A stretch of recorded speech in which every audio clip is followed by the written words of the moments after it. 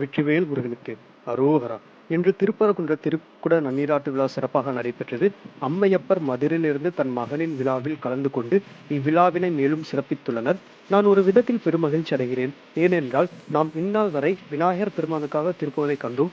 இன்று முதல் முருகனுக்காக திருப்புகழை காண உள்ளோம். அதுவும் திருப்பரங்குன்றத்திலிருந்தே ஆரம்பிக்கிறது. நான் பெருமகிழ்ச்சி அடைகிறேன். ஆகையால் திருப்புகழும் பொருளும் ஒரு சேர வருகிறது, காண தவறாதீர்கள். அருணகிரிநாதரின் திருப்புகழ் 7. அருக்கு மங்கையர். திருப்பரங்குன்றம்.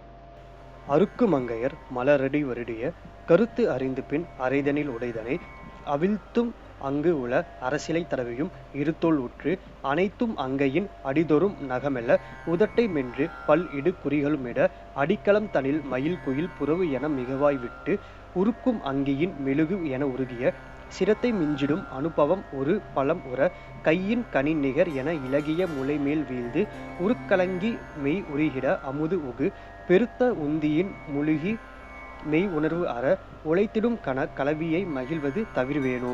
இருக்கு மந்திரம் எழுவகை முனி பெற உரைத்த சம்பிரம சரவணபவ குக இதத்த இங்கிதம் இலகிய அருமுக இழில வேல் என்று இலக்கணங்களும் இயல் இசைகளும் மிக விரிக்கும் பல மதுரித கவி தனை இயற்று செந்தமிழ் விதமொடு புயமிசை புனைவோனே.